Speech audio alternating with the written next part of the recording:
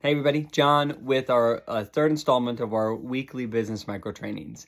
In September, we're going over recruiting. Week one, we talked about the importance of asking. If the answer to the unasked question is always no. Week two, we talked about the impact of assumptions and what kind of power that can have of what our thinking is before we even ask. And then this week, we're going to be talking about having a great party. The reality is someone's interest will always begin not when you ask them, but when they see your party, when they hear about the business, when they're that is their first experience of being a freedom fighter. So putting on a great party, doing a great presentation specifically is very important. But the great part is as you work on having a great party and becoming an expert, you will be growing in the amount of people that will be interested in the opportunity simply because of it. So, number one, recognizing that that you need to have fun and you need to smile. Smiling is key. You can be so focused, especially in your presentation, on wanting to say all the right things and make sure to cover the different topics and make sure to talk about these products and make sure to address everything and play these games that you might forget to smile.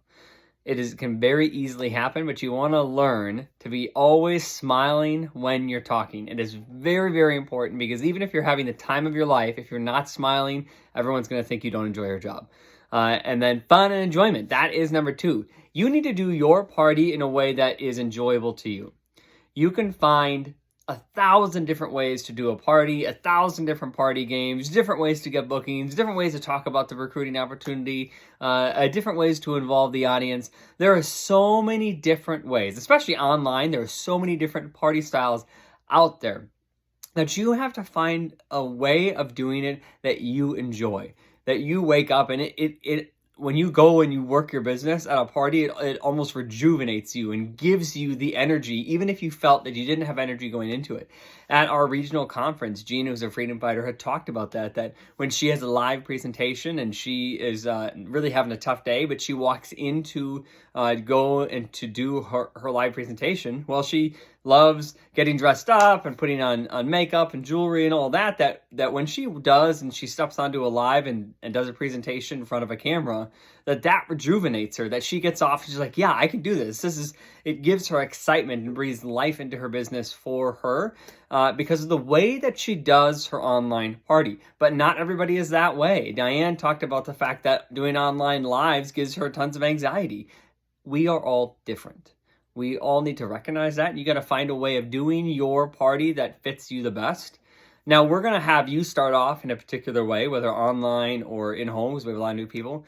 So you just need to recognize that is a baseline that helps you to figure out all the details, which we'll talk about in a second, to figure out all the details of it. But as you grow in your understanding, your knowledge, you should be trying to play with different ways of doing the party that maybe you're going to find something that brings you a little bit more joy, and you're actually going to find more success in sales, bookings, and recruiting. Next up is you need to invest the time to learn the details. Being knowledgeable will help you put on a great party. There will always be more to learn, but becoming more and more well-rounded puts you in a position to succeed. Now, what do I mean by details? Details like knowing the 4 Bs: buy, book, become, and build. Product details, where products are coming from, what the freedom delay looks like. Some even stories, talking about the patches. Those are important, right? Talking about gaining the details of what it means to use business as a solution and dignity over charity. Answering the question, what percentage goes back to the artisans? That's key there, right? What percentage goes back to the artisans? Technical and logistical pieces of putting on a party. In-home, setting up table, how an in-home party runs, online, Facebook parties, Facebook, how it operates, Visly's or other online tools, and understanding back office and back orders and host orders and just there's lots of little details logistically that you just need to take the time to invest in learning those things because they are valuable in really putting on the best party. One of my biggest recommendations is going to the Better Ways site, and they have a frequently asked questions that they compiled with answers. Go to that and go through that and learn all those answers. That will help you a lot in a lot of different details in your party. And the last thing with a party is what we call the 3 E's.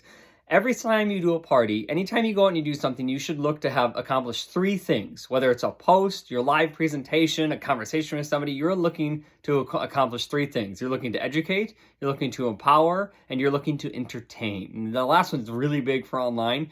But those 3 things, that when you walk into a party, that should be your goal. Hey, I'm going to put this post out there. Does it educate? Does it empower? Does it entertain?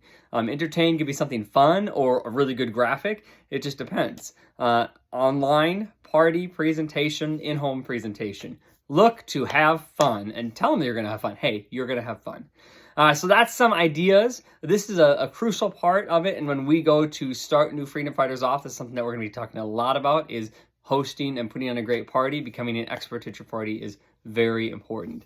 So in the comments, let me know which part of the presentation do you want to work on over this next week. And I look forward to talking to you next week. I'll be interviewing Jess with some questions, and she'll be talking through how she would answer or how she would bring up different types of conversations to give you some wording in talking about the opportunity.